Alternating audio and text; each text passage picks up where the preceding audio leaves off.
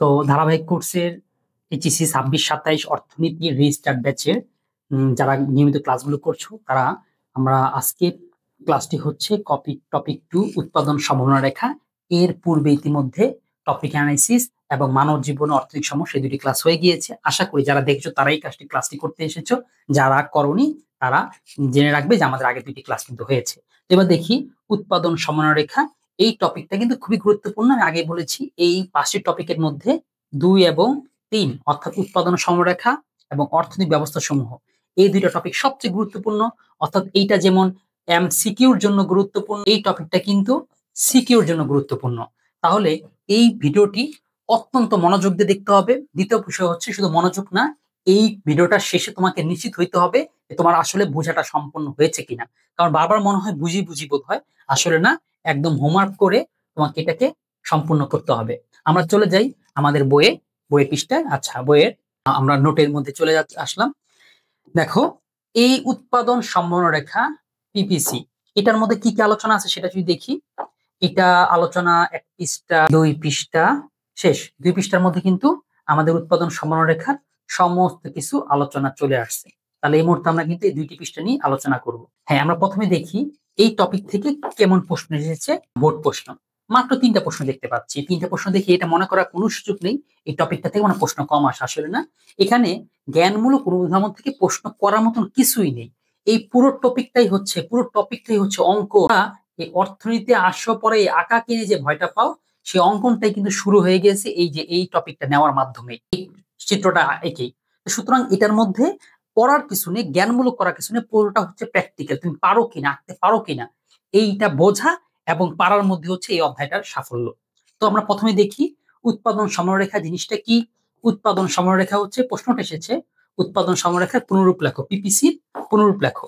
PPC মানে হচ্ছে production, possibility মানে সম্ভাবনা, আর কার্ভ হচ্ছে রেখা, অর্থাৎ উৎপাদন সম্ভাবনা রেখা। আমরা যেমন গত ক্লাসে পড়েছি যে মানব জীবনে কি কি সমস্যা, অনেক সমস্যা, অসীম অভাব, সম্পদ সীমিত।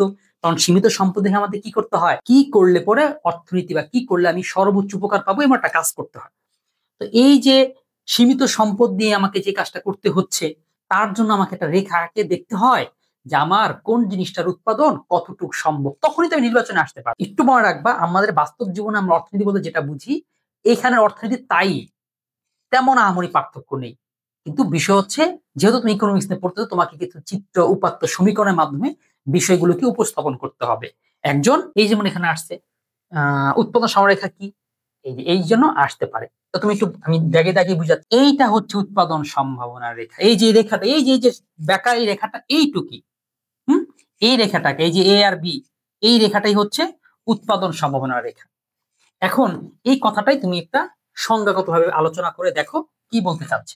বলতেছে উৎপাদন সম্ভাবনা রেখা হলো এমন একটি রেখা। আচ্ছা, তাহলে এই একটা রেখা যা নির্দিষ্ট পরিমাণ সম্পদ ও বিদ্যমান প্রযুক্তি সাপেক্ষে, সম্পদ বলতে এক পাশে এক্স দ্রব্য, এক পাশে ওয়াই দ্রব্য, অর্থাৎ দুইটা সম্পদের বিদ্যমান প্রযুক্তি সাপেক্ষে। প্রযুক্তি বলতে কোনটা শ্রম নির্ভর নাকি মূলধন নির্ভর, কোন টাকা বেশি লাগাবো নাকি শ্রম বেশি দিব। উৎপন্ন দ্রব্যের বিভিন্ন সম্ভাব্য সংমিশ্রণ, অর্থাৎ আমার কাছে দুইটা দ্রব্য আছে, আমি দুইটা দ্রব্যকেই অনেকভাবে উৎপন্ন করতে পারি। উৎপন্ন বলতে ধরুন আমার কাছে জমি আছে, আমার এই জমিটা কত বিঘা, 50 বিঘা।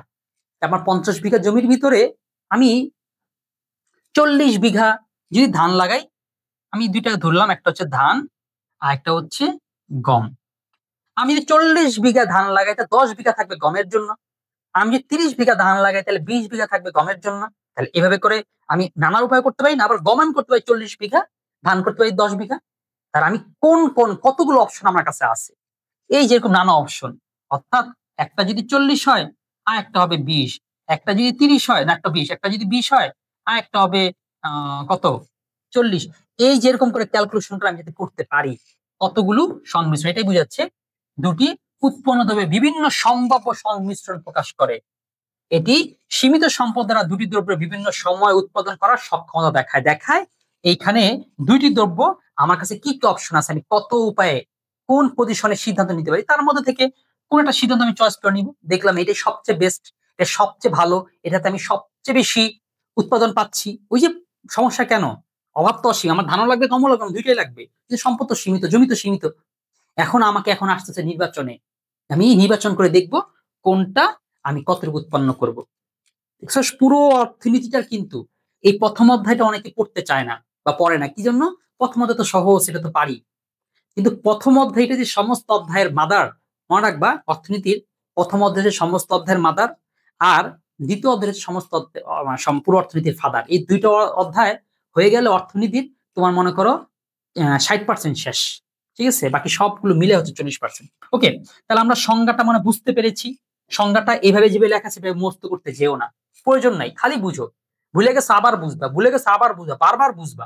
তুমি দেখবা তোমার ওই বোধ শক্তি অনুযায়ী তুমি নিজেই একটা সংজ্ঞা বানাতে পারছো কিনা, যথেষ্ট, তাইলেই চলবে। এরপরে আমরা আসি এই যে অঙ্কন, যেটা তোমাদের প্রথম টপিক অ্যানালিসিস ক্লাসে বলেছিলাম।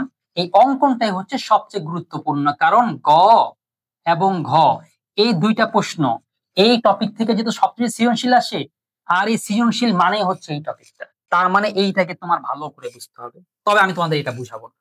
কেন বুঝাবো না? কারণ এখান থেকে তোমাদের বইয়ের মধ্যে যেটা আছে আমি সেটা বই হিসেবে, মূল বই হিসেবে দিয়েছি, কিন্তু আমি তোমাদের বুঝাবো একেবারে প্র্যাকটিক্যালি, অর্থাৎ বোর্ড কোশ্চেন যেটা এসেছে এরকম দুই একটা বোর্ড কোশ্চেন সমাধান করে তোমাকে সক্ষম করে দেওয়া। কারণ এই ধরনের কথা ভিডিও তোমরা প্রচুর পেয়েছো, প্রচুর করেছো, তাও কিন্তু প্রচুর কাজও হয়নি। তোমরা চাও একেবারে স্যার একটা কোশ্চেন সলভ করে দেখান, আমি সেটা কাজটা করাবো, এই জন্য এটা রাখলাম। আমরা পরের টপিক গুলো দেখি, এই টপিক শেষ করেই, এমনি আমরা সবগুলো টপিক শেষ করে সেই টপিকের যে সৃজনশীল আসে সেই সৃজনশীল থেকে সমাধান করে দেই, যেহেতু তাহলে ওভাবে করে করে দিবে টপিক শেষ করে, তারপরে এটা সৃজনশীল আলোচনা করব। তারপরে আসি উৎপাদন সরলরেখার স্থানান্তর বা প্রবৃদ্ধি। এইটা কোনো প্রয়োজন নাই।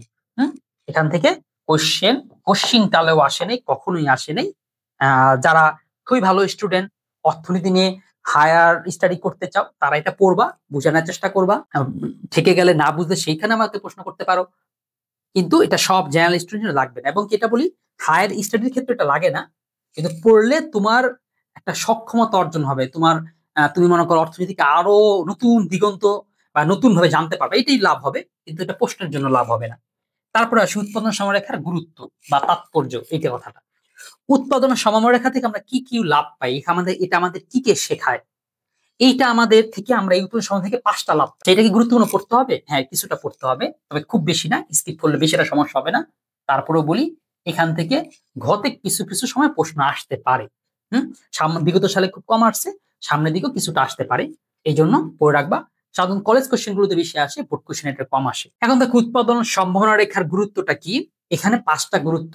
প্রথম গুরুত্ব দেখি, সম্পদের স্বল্পতা ও সীমাবদ্ধতা নির্ধারণ। এখান থেকে তুমি বুঝতে পারো যে তোমার সম্পদটা যে অসীম না, তুমি চাইলে তোমার এই সম্পদের দুনিয়ার সব অভাব পূরণ করতে পারবা না, এটার একটা সীমাবদ্ধতা আছে। এবং সম্পদ যে স্বল্প যতই হোক সেটাও যে অল্প, সম্পদের ব্যবহারের দক্ষতা প্রকাশ। হ্যাঁ, তোমার সম্পদ কম, কিন্তু এই সম্পদটাই সর্বোচ্চ ভালোভাবে ইউটিলাইজ করা যায় কিভাবে। একই জমি আমি ধান, গম, চাল, আটা অনেক কিছু উৎপাদন করতে পারি, কিন্তু কোনটা আমাকে সবচেয়ে বেশি লাভ দিবে, কোনটা আমার ওই যে অর্থনীতির ভাষা অনুযায়ী কোনটা আমার সবচেয়ে বেশি অভাব পূরণ করবে, এইটা। তো সম্পদের ব্যবহারে দক্ষতা প্রকাশ পায়। পূর্ণ নিয়োগ, অপূর্ণ নিয়োগ, নিয়োগহীনতা এটা প্রকাশ পায়। পূর্ণ নিয়োগ, অপূর্ণ নিয়োগ কি? সম্পদের আমি কি পূর্ণভাবে ব্যবহার করলাম, নাকি নষ্ট করলাম, অপচয় করলাম, আমার পক্ষে কি এই সম্পদ দিয়ে আরো বেশি কিছু করা সম্ভব ছিল? ধরো বাংলাদেশ এই যে অর্থনীতিগুলো পড়তেছে কি করবে, তো একটা জিনিস বলে রাখি, প্রথম ক্লাস এটা বলা উচিত, কিংবা ওরিয়েন্টেশন ক্লাস এটা বলা উচিত। সেটা হচ্ছে কিভাবে করে অর্থনীতি পড়লে তোমার পড়াটা ভিতরে ঢুকবে। এটা একটা, এই কথা বলি, অর্থনীতি পড়বে এরকম কল্পনা করে আমি একদিন অর্থনীতিবিদ হব, অর্থনীতি সম্পর্কে আমি এত বেশি কিছু জানবো যে আমাকে বিভিন্ন কর্পোরেট কোম্পানিগুলো তাদের সিইও নিয়োগ করবে, যাতে আমি তাদের অর্থনীতির বা তাদের কোম্পানির সবচেয়ে বেস্ট ডিসিশন দিতে পারি। তারা আমাকে অফার করবে, আচ্ছা আমার কাছে তো 5 কোটি টাকা রয়েছে, আকিস কোম্পানি, সে বলবে আমার কাছে 5 কোটি টাকা রয়েছে, আচ্ছা বস কিংবা সিইও সাহেব আপনি বলেন তো আমি 5 কোটিতে কি করবো, একটা আইসক্রিমের ফ্যাক্টরি দিব নাকি একটা কসমেটিকের ফ্যাক্টরি দিব, আকিসে তো সবই হয়ে গেছে, এদিকে বাকি আছে। তখন তোমাকে বুঝতে হবে যে আমি ক্যালকুলেশনটা বের করতে হবে যে এই টাকাটা কোন খাতে খাটালে দুইটাই তো ইনকাম হবে, দুইটাতে লাভ হবে, কিন্তু কোনটাতে বেশি হবে, কিংবা ওই কোম্পানিতে আরো অনেক সিইও থাকবে, আরো অনেক লোক থাকবে, কেন তোমার ডিসিশনটা তারা চয়েস করবে। তুমি এইভাবে কল্পনা করো, যখন পড়বে এবার চিন্তা করো আমার অনেক বড় অর্থনীতিবিদ হবো, আমি অনেক ভালো করে জানবো। এভাবে করে পড়লে দেখবা পড়াটা তো মজাও লাগবে এবং ভিতরে ঢুকতেছে, এবং বুঝবা যে কোন অধ্যায়টা কি জন্য শেখাচ্ছে এবং এটা তোমার জীবনে কোথায় কাজে লাগে। এরপর হচ্ছে এই পুনর্নিয়োগ মানে ওই যে বেকারত্ব না হওয়া, যে তুমি এটা এই যে পুনর্নিয়োগ অপুনর্নিয়োগ নিয়োগহীনতা, এটা তোমরা সামনে দেখবা শিখবা এই টপিকটার মূল আলোচনা মূলত এই জায়গাটাতেই। এই জন্য এখানে আলোচনা করলাম না। বিভিন্ন দেশের তুলনামূলক বিশ্লেষণ, যে বিভিন্ন দেশের অর্থনীতিগুলো রয়েছে তারা কে কোন পর্যায়ে রয়েছে, কে তাদের সম্পদের সর্বোচ্চ ব্যাপারটা করে। আর একটা হচ্ছে সুযোগ ব্যয়ের ব্যাখ্যা। সুযোগ ব্যয়টা কে যদি ভালো করে বুঝতে পারো তাহলে চিনতে পারবা। সুযোগ ব্যয়ের আলোচনা এখানে আছে, আমরা সেখানে আলোচনাটা করব। তার মানে উৎপাদন সমারেখার এই 5টি গুরুত্ব, এই যে পয়েন্টগুলো দিয়েছি এই পয়েন্টগুলো খালি মুখস্থ করে ফেলবা। পাশে যে ব্যাখ্যাগুলো আছে এটা এত বিষয় না, ব্যাখ্যাগুলো বুঝতে হবে, মুখস্থ করার কিছু নেই। তোমাদের বইয়ের মধ্যে এই টপিকতে প্রায় 1.5-2 পৃষ্ঠা নিয়ে জুড়ে আলোচনা করা আছে, আমি কিন্তু 5টা বাক্যের মধ্যে শেষ করে দিয়েছি। এবং সেখানেও এই চিত্রগুলো আছে, 5টাতে 5টি চিত্রটা বুঝাইছে। প্রথমটার মধ্যে যেমন এটার মধ্যে দেখছো পূর্ণ নিয়োগ অপূর্ণ নিয়োগ এটা বুঝাচ্ছে। তারপরে হচ্ছে প্রথমটার মধ্যে কি বুঝাইছে এই স্বল্পতার সীমাবদ্ধতা, দ্বিতীয় মধ্যে সম্পদের দক্ষ ব্যবহার, তৃতীয়টার মধ্যে পূর্ণ নিয়োগ অপূর্ণ নিয়োগ। এই চিত্রগুলো যেগুলো আছে সেই চিত্রটা এখানে দেওয়া হয়েছে। এখন তুমি যখন ঘর লিখবা তখন কি 5টা চিত্র আঁকবা কিনা, না দরকার নেই। এই 5টা চিত্র যে স্টুডেন্টরা খুব অর্থনীতিটা প্রতিটা লাইন লাইন বুঝে বুঝে যেতে চায় তারা হচ্ছে এই 5টা চিত্র বুঝে যাবে, বাকিদের জন্য লাগবে না। এটা দেখতে আঁকার সময়ও নেই, সম্ভাবনা এবং আসেও না। তারপরে আসি উৎপাদন সম্ভাবনা রেখার সাহায্যে নির্বাচনের সমস্যা ব্যাখ্যা। হ্যাঁ, এটাও ঘতে আসে। চিত্র আঁকবো, সেই চিত্রের বর্ণনা দিতে যাব, সেই বর্ণনার মধ্যে এই কথাটা আসবে। এই সুযোগ ব্যয়ের মধ্যেই উৎপাদন সম্ভাবনা রেখার পুরো কথাটাই শেষ হয়ে যাচ্ছে। দেখো সুযোগ ব্যয়ের মধ্যে, সুযোগ ব্যয় কি জিনিস? একটি জিনিস পাওয়ার জন্য অন্যটিকে যে পরিমাণ ত্যাগ করতে হয় সে ত্যাগকৃত পরিমাণে হলো প্রাপ্ত দ্রব্যটি সুযোগ ব্যয়। একটু বুঝার একটা জায়গা আছে। সুযোগ ব্যয় তো আমরা একটা সুযোগ ছিল ব্যয় করে ফেলছি, সানডে দিলাম ডিআরে, মানডে দিলাম পিআরে, এরকম আছে না যে আমাকে সবাইকে কি করতে হয় একটা সুযোগ চান্স দিতে হয়। এখন হচ্ছে কি আমি সাদিয়ারে সাইরা নাদিয়ারে ধরলাম, বা সাদিয়া নাদিয়া 2 বোন। এখন সাদিয়া নাদিয়া 2 বোনের মধ্যে আমি কি করলাম, জানি যে যখন ধরাটা খাবো দুইজনের কেলানি একসাথেই খাবো, এই জন্য কি করলাম নাদিয়ারে ছেড়ে সাদিয়ারে ধরলাম। এই যে ধরা, তার একটা সুযোগকে ব্যয় করে একটা ধরলাম না, আসলে এইটাকে সুযোগ ব্যয় না। সুযোগ ব্যয়টা তুমি আরো ভালো করে বুঝতে পারবা। ধরো তোমাকে বললাম যে তুমি একটি কোর্স ক্রয় করলা, কোর্সের দাম কত? ধরো তুমি বললা কোর্সের দাম হচ্ছে 1000 টাকা। তোমার আরেকটা কোর্স ছিল, সেই কোর্সের দাম কত? ধরো বললাম হচ্ছে সেই কোর্সের দাম হচ্ছে ধরো কত, এই 1500 টাকায়। এখন এই 1500 আর 1000-এর মধ্যে তোমার পার্থক্যটা আসলে কোন জায়গায় করতে হবে? তুমি ভাবতেছো আমি 1000 টাকা জয়লাভ করেছি, আসলে না, তুমি সর্বোচ্চ 500 টাকা জয়লাভ করছো। কারণ কি, তুমি তো ওই যে 1500 টাকা যেটা পাচ্ছিলে ওটা তো 1000 টাকা তো পাচ্ছিলেই, তাই না? মানে এই জায়গাটাতে বুঝতে পারবা তুমি যতটুকু সুযোগ ব্যয়, ধরে নাও 2টা বই, একটা বই দাম 400 টাকা, একটা দাম 500 টাকা, এই 2টা বইয়ের মধ্যে তুমি 400 টাকাটা ক্রয় করলা, তার মানে তোমার সুযোগ ব্যয়টা কতটুকু হইলো? ভাবছো 500 টাকা না, ওই 400 বাদে 400 দিয়ে তুমি একটা বই পাচ্ছিলেই। তোমার এইখানে সুযোগটা ব্যয় হয়েছে 400 টাকার সুযোগ ব্যয় কি হয়েছে, তুমি একটা জিনিস অর্জন করতেছো। তার মানে যেই পরিমাণটুকু তুমি ত্যাগ করো যতটুকু, ততটুকু হচ্ছে সুযোগ ব্যয়। আমি 5 মণ ধান আর 6 মণ গম উৎপন্ন করতে পারতাম। 6 মণ গম উৎপন্ন না করে যে আমি 5 মণ ধান উৎপন্ন করলাম, এটাই মনে করতেছে আমার 5 মণ ধান না, সরি 10 মণ ধান, আমার মনে 10 মণ ধান বেশি, আমার 10 মণ ধান বেশি হয়নি, 5 মণ গম তো হতোই। ওই 5 মণ বাদ দিলে পরে যেটা হয় এটা হচ্ছে আমি 5 মণ গমের সুযোগ হাতছাড়া করে আমি 10 মণ ধান উৎপন্ন করেছি। এটা বুঝার অনেক দরকার আছে। কারণ অর্থনীতিতে যখন কেউ বলে তুমি এটা কেন করলা, তুমি এইটা না করে ওটা করলে তো অনেক লাভ হইতো, তখন তোমাকে বলতে হয় না হ্যাঁ ওটা লাভ হইতো, কিন্তু সেই সুযোগটা আমাকে ছাড়তে হয়েছে এই অপরচুনিটির কারণে, এই সুযোগটা ধরার জন্য। তাহলে একটা সুযোগ পাওয়ার জন্য আরেকটা সুযোগকে আমাকে ব্যয় করতে হয়েছে, যতটুকু ব্যয় করতে হয়েছে ততটুকু হচ্ছে সুযোগ ব্যয়। সুযোগ ব্যয় 3 প্রকার, এই 3 প্রকার লাগবে না, কোনো প্রয়োজন নেই। সুযোগ ব্যয় যে কত প্রকার এটাও প্রশ্ন হবে না, সুযোগ 3 প্রকার বলতে কি কি বুঝে গেছে এটাও প্রশ্ন হয় না, এমসিকিউ না সিকিউতেও না। তার মানে দেখতে পারলা আমাদের কি এই উৎপাদন সমারোরেখার আলোচনাটা শেষ। এখন আমি যেটা করব সেটা হচ্ছে এই টপিক থেকে যে সৃজনশীল আসে সেই সৃজনশীলটা আলোচনা করে এই টপিক তোমাদের শেষ করে দিব। কারণ যত কিছুই হোক এই টপিকের এই বেসিক যাই আলোচনা করি না কেন, তুমি যদি পরীক্ষার খাতায় লিখতে না পারো, প্রশ্নে না আসলে লাভ না পারো, তাহলে কিন্তু হবে না। আমরা এখন তোমাদেরকে একটা সিকিউ, এমন একটা সিকিউ করাই দিব যে একটা সিকিউ করলে এই রিলেটেড যত সিকিউ আসে তুমি পারবা। জ্ঞানমূলক অনুধাবনগুলো আলোচনা করিয়ে দিলাম, এটা যেহেতু করেছি সে অনুযায়ী তুমি দেখলে এটাই নিজে থেকে পারবা। দেখো প্রথম অধ্যায়ে কিন্তু আমরা আলোচনা করিনি সৃজনশীলের, মানে বেসিকের পরে সিকিউ আলোচনা করিনি। কেন করিনি? কারণ এই টপিকে সিওডি আসে না, এখান থেকে যেহেতু আসে এখানে আলোচনা করবো। উৎপন্ন সমারেখার একটা করা আছে, এই জন্য এটা আলোচনা করার কিছু নিজে দেখে নিবা, এইটা করে দিই।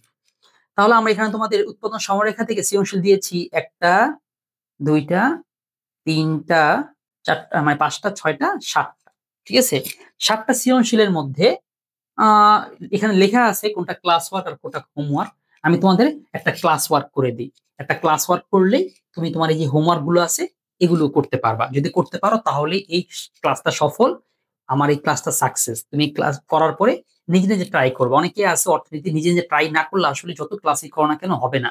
এই মুহূর্তে যখন আলোচনা শুনেছো মনে হচ্ছে এখন তো সব পারবো, কিন্তু খাতায় দিলে আসলে পারবা না। এই জন্য অবশ্যই এই হোমওয়ার্কটা করে নিবা।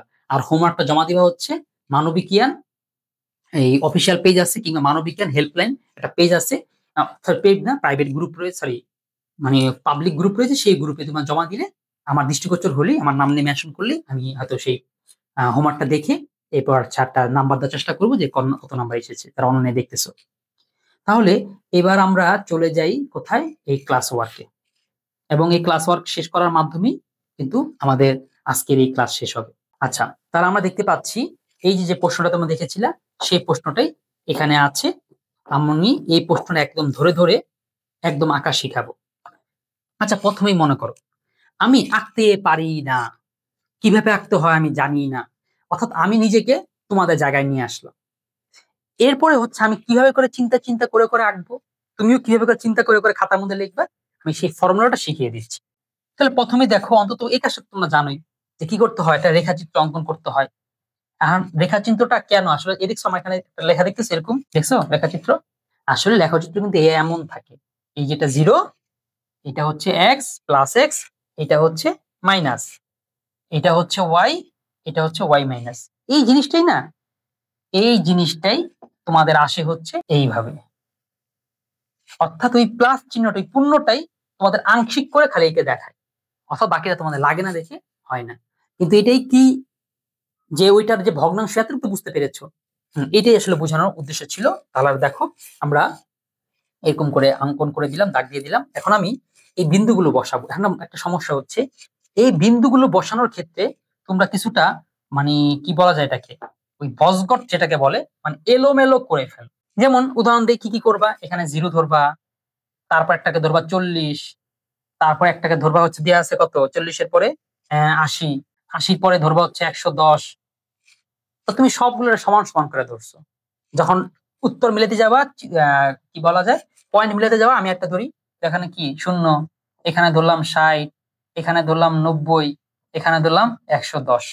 এখন বিন্দু মিলাবো, বিন্দু যদি মিলাই 0 আর 110, অর্থাৎ 110 110 এখানেই আসছে, সমস্যা নেই। 40 আর 90, এই 40 আর হচ্ছে 90, 80 এবং হচ্ছে 60। আচ্ছা, 80 এবং হচ্ছে 60। হ্যাঁ, এখন আমি চিত্র মিলাতে যাব, এখন হচ্ছে আমার এই চিত্রটা কি হয় না, মিলে না। দেখবে সবার চিত্রটা এরকম একটু কার্ভের মতন হয়েছে, তোমার চিত্র সমান হয়েছে। কি সমস্যা, মিলল না, কারণটা কি? কারণ তুমি বিন্দুটাই সমান করে বসা নাই, বন্ধুটা কিভাবে বসাতে হবে তুমি সেটাই জানো না, ভুল করে ফেলেছো। আমি তাহলে প্রথমে ভুল করে বুঝালাম তোমাদের আসলে ভুলটা কোথায় হয়ে যায়। তাহলে কি করলে ভুলটা হবে না? ভুল হবে না এই জন্য তোমাকে মান ঠিক রাখতে হবে। তোমাকে মনে রাখতে হবে 10-এর কত পরে গিয়ে 20 হয়, 40-এর কত পরে গিয়ে 60 হয়। ঠিক আছে, ওই 60 আর 40-এর ব্যবধান, 60 আর 40 আর 50-এর ব্যবধানকে তুমি সমান মনে করো না, তাইলেই ভুলটা হবে না। তাহলে আমি শুরু করি। এখন দেখো, প্রথমে আমি একটা 0 ধরলাম, কি আছে 40, তো 40কে আমি এই জায়গায় ধরি 40, কারণ একটা সমান সমান দূরত্ব আছে। যদি এটাকে 40 ধরি, তারপরটা ধরতে হবে কত, আচ্ছা এখানে এক্স 0 40 80, হ্যাঁ 80 ধরবো। 80টা কোথায় ধরবো, এখানে নাকি এখানে? আমি যেখানে ধরবো সেখানে একটা নির্দিষ্ট জায়গায় ধরতে হবে, 40-এর পরবর্তী জায়গায় ধরতে হবে। আমি যদি এইখানে দাগ দেই 80, ভুলটা কোথায় হবে, এই 0 থেকে এতটুকু জিনিসের দূরত্ব যদি 40 হয়, তাহলে 80 হলে তো এতটুকুর মধ্যে হবে, এখানে তো যেতে পারে না।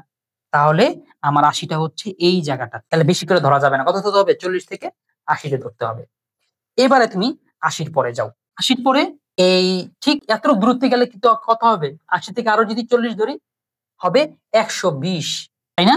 এখানে কত 120, তোমার এখানে আছে কত 110 না?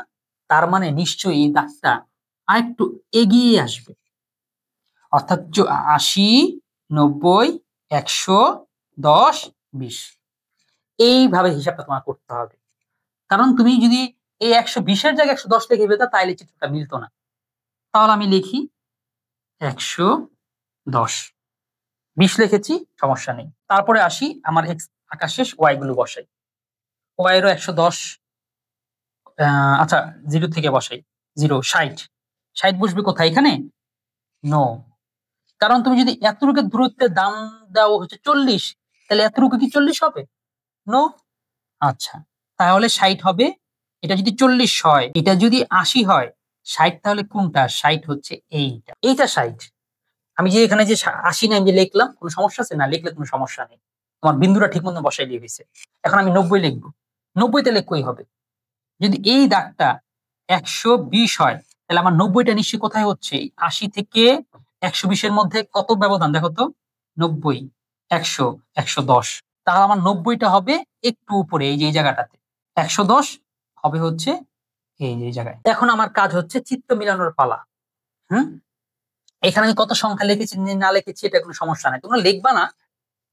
লিখলে কেটে দিবে না, লিখবা না, তোমাদের যে সংখ্যাগুলো আছে শুধু সেগুলো লেখো, দেখতে ফ্রেশ লাগবে, কিন্তু লেখার মধ্যে কিন্তু কোনো ভুল হয় নাই। তোমাদেরকে আমি একেবারে হাকিকত, আসল জিনিসগুলো বুঝিয়ে দিচ্ছি। এতে তুমি নিজেই এমন ক্ষমতাধর হবা যে চিত্রগুলো আসলে কিভাবে আঁকতে রাখতে হয় তোমার নিজেরাই পারবা। এটা সাধারণত ভালো ভালো কলেজের স্টুডেন্ট গুলো পারে, তো ওদের মতন হওয়ার চেষ্টা করো। হ্যাঁ, এবার দেখো, এবার আমি বিন্দু মিলাবো 40 আর 90। তাহলে দেখো 40 আর 90 যদি মিলাই, তাহলে আমার এখানে 40, এক্স এর 40 ধরলাম, মানে এক্স এর 40 আর ওয়াই এর 90। হ্যাঁ, এক্স এর 40, ওয়াই এর হচ্ছে 90, এই যে ওয়াই এর হচ্ছে 90। হ্যাঁ, তাহলে এই জায়গাটাতে এক্স এর 40, ওয়াই এর 90। এই যে এই বিন্দুটা। এবার আসি 80 এবং 60। এই যে 80, এক্স এর 80, ওয়াই এর 60, এক্স এর 80, ওয়াই এর 60, এই যে এটা। এরপর আসি 110 আর 0, তার মানে এই যে 110, এক্স এর 110-এর সাথে ওয়াই এর হচ্ছে 0, অর্থাৎ এইটাই, তাহলে এই বিন্দুই। হ্যাঁ, আবারও দেখো, এখানেও 0 আর 110, অর্থাৎ 0, এক্স এর 0, ওয়াই এর 110, এই যে এই বিন্দু। তার মানে আমি বিন্দু পেলাম এই যে কয়টা, ধরে নিলাম এটা এ, এটা বি, এটা সি, এটা হচ্ছে ডি। আমাকে বিন্দু চারটাকে মিলাইতে হবে, মিলাইলাম।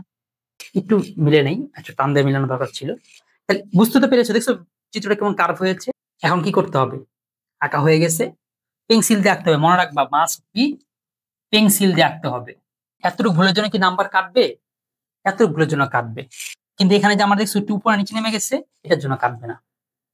বুঝতে পারছো? অর্থাৎ এত নিখুঁত করার চেষ্টা করবা না, কিন্তু এত যাতে ব্যবধান না হয়ে যায়, বোঝা যায়, কারণ টিচারও বুঝি টোলপাট হয়ে যাবে, কিন্তু সাড়ে সর্বনাশ হয়ে যাচ্ছে না।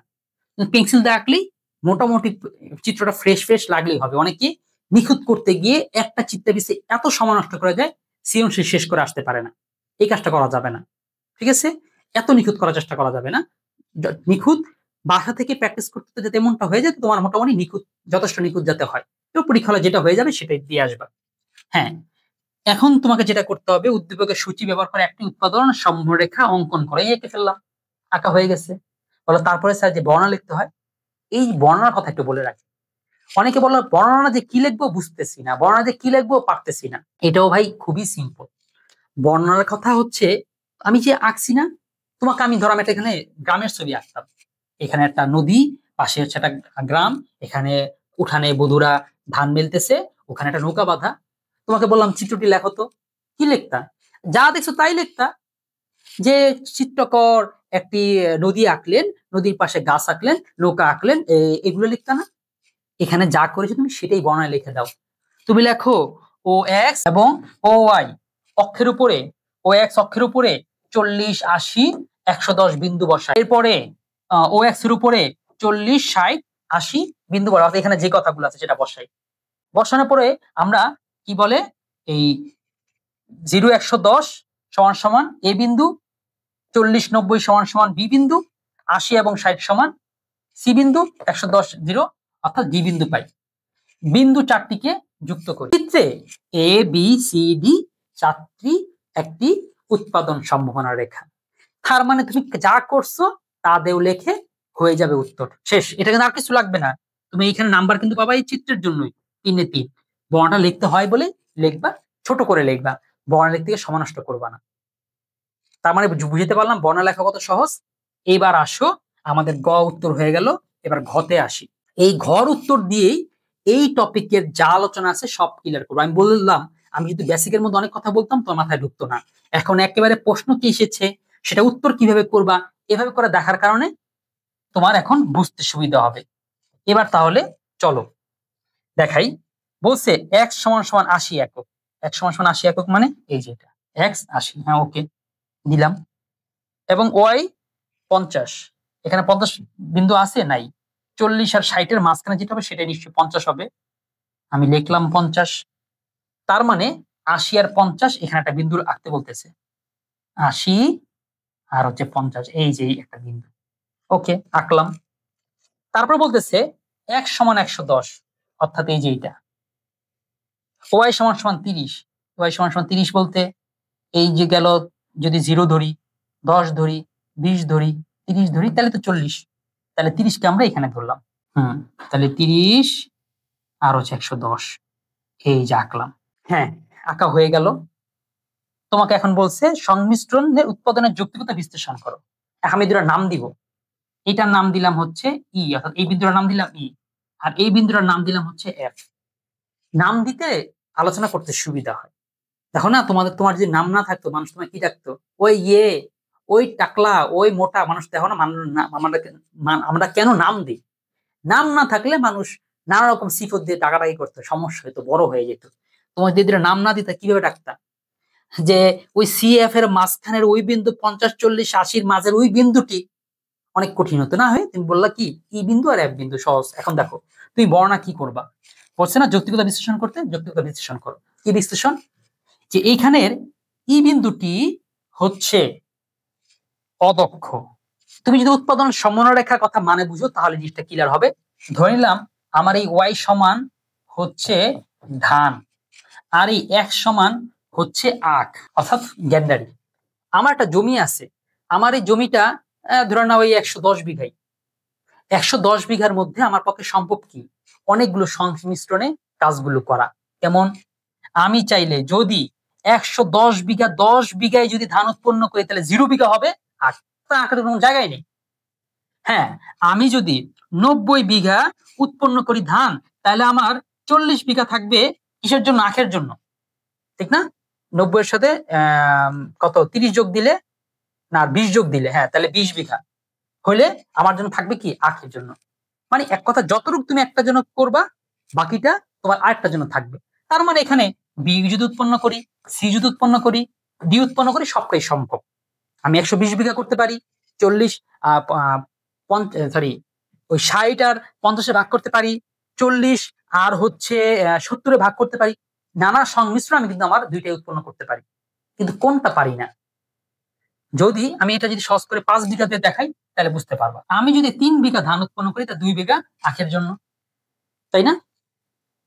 কিংবা আমি যদি 2 বিঘা ধান করি 3 বিঘা আখের জন্য। আচ্ছা এটা কি সম্ভব যে আমি 2 বিঘা ধান করব, 2 বিঘা গম করব? কি বলো, সম্ভব? হ্যাঁ সম্ভব। কিন্তু সমস্যা কি?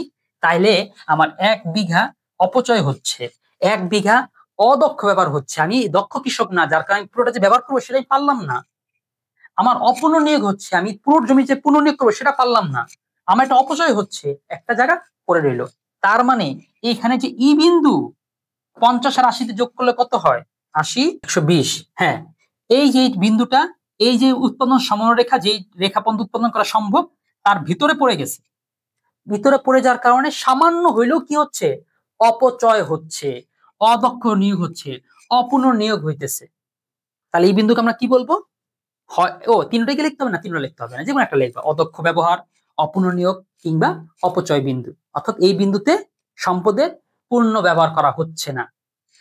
এরপরে আসি এই এফ বিন্দুতে। এফ বিন্দু, তোমার জমি হইতেছে 110 বিঘা, আর তুমি উৎপাদন করতে চাও এখানে 110 বিঘা, আখ করবা 110 বিঘা, ধান করবা 30 বিঘা। সম্ভব? তোমার জমি যেখানে 110 বিঘা, কত তুমি 140 বিঘা উৎপাদন করতে চাচ্ছ, এটা সম্ভব না। এই জন্যই এফ এর নাম হবে অসম্ভব। অসম্ভব।